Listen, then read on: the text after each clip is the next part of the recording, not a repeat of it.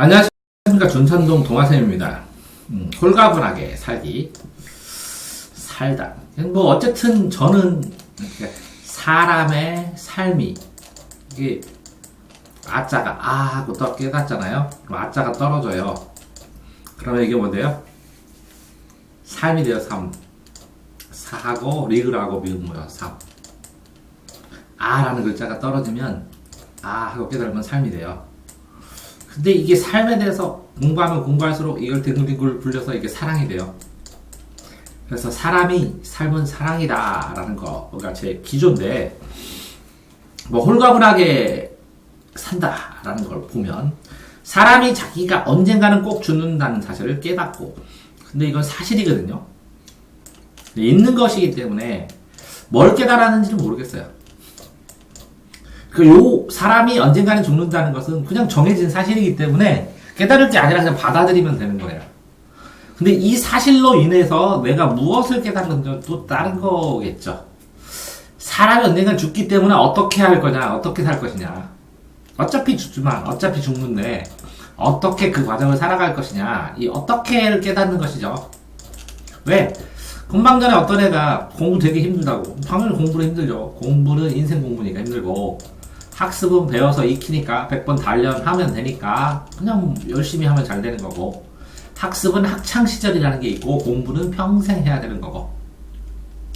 그러니까 평생 공부 어떻게 할 것이냐는 거예요. 평생 한다고요.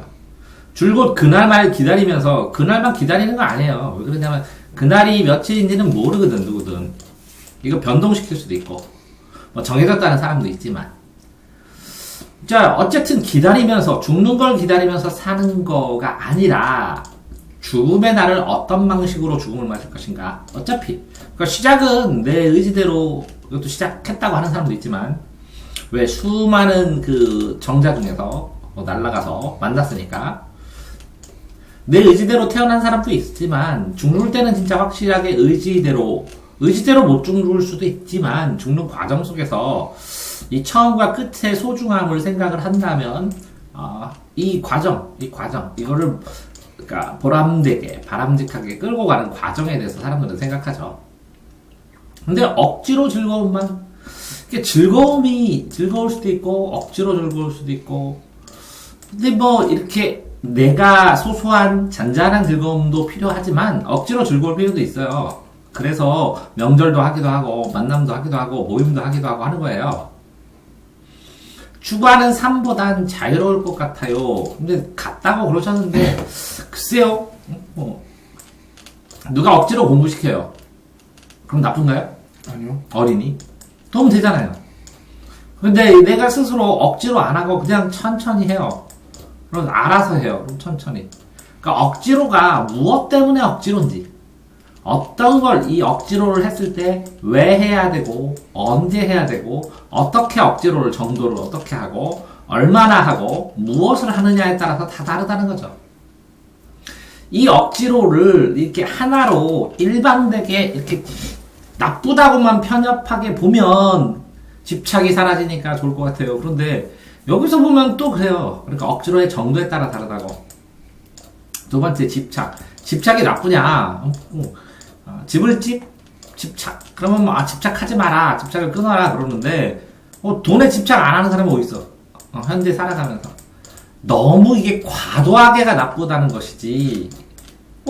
이거를 집착한다는 것을 나쁜 식으로 해석하면 굉장히 나쁘지만, 내가 예를 들어서 정의에 집착한다 그럼 나쁜가요? 아니요. 이것도 나빠요. 너무 극단적으로 정의에 집착하면 완고해가지고 피도 눈물도 없게 되는 거지.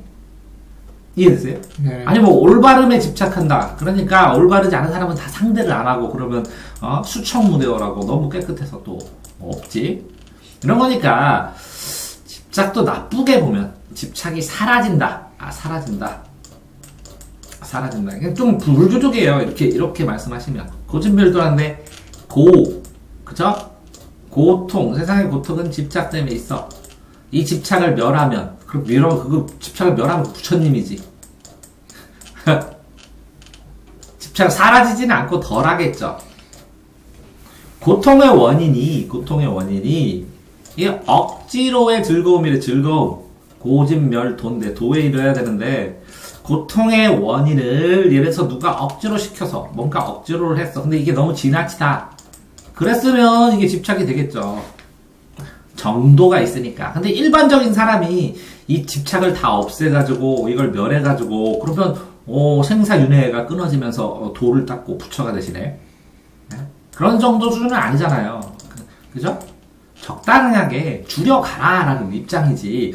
이게 이론적으로 이렇게 된다고 실질적으로 이게 완벽하게 되면 고승이지. 고승도 평생을 집착을 다 못 끊었다고 자기가 한탄하면서 가기도 하고 그러는데, 그죠?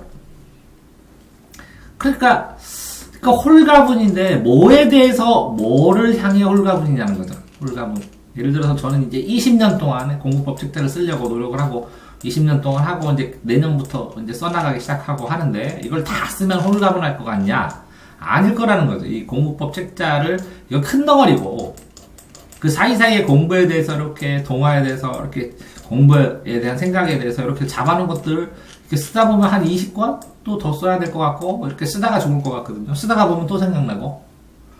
그럼 홀가분 혼자이기 때문에 그러니까 어떤 거에 지나치게 얽매이지 않고 그러면 굉장히 자유로운 막 자유로운 세계로 유영할 것 같은데 이게 거꾸로 보면 뭐 이렇게 이제 기독교적으로는 구속으로부터 자유하게 돼요.